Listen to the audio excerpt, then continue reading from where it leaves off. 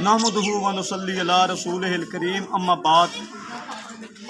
आज हम रोज़मर्रा के इस्तेमाल के लफ्ज़ मुर्शद की वजाहत करेंगे, लेकिन जिस मुसलमान भाई ने मेरा चैनल सब्सक्राइब नहीं किया वो सब्सक्राइब कर दे। अगर मैं गलत हूँगा तो मुझे कमेंट्स में कुछ लिखेगा तो मेरी इस्लाह हो जाएगी। ठीक हूँगा तो हो सकता है उसके हाथ कोई ना कोई इल्मी बात आ जाए।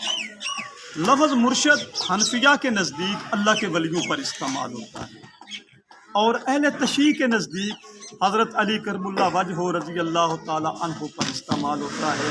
वो कहते हैं कि हमारा मुर्शिद हज़रत अली हैं, हम और किसी को नहीं मानते। और अहल हदीस के नज़दीक ये लफ्ज़ रसूलुल्लाह सल्लल्लाहु अलैहि वसल्लम पर इस्तेमाल होता है, जबकि रसूलुल्लाह सल्लल्लाहु अलैहि वसल्लम ने खुद इस लफ्ज़ को अपने 4 खलीफों पर इस्तेमाल किया है। आपने फरमाया है, अलैकुम बिसुन्नती व सुन्नतुल खुलफाए राशिदीन अल महदीयीन, तुम पर मेरी सुन्नत और मेरे खुलफाए राशिदीन की सुन्नत फ़र्ज हो गई है।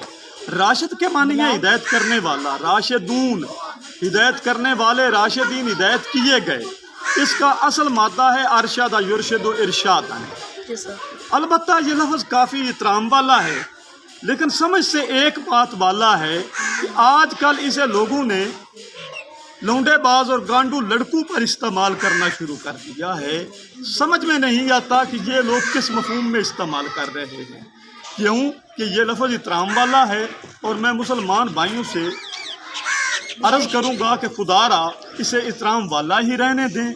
मैं दुआ करता हूँ अल्लाह रब्बुल इज़्ज़त हमें इस पर अमल करने की तौफीक दे। वमा अलैना इल्लल बलागुल मुबीन।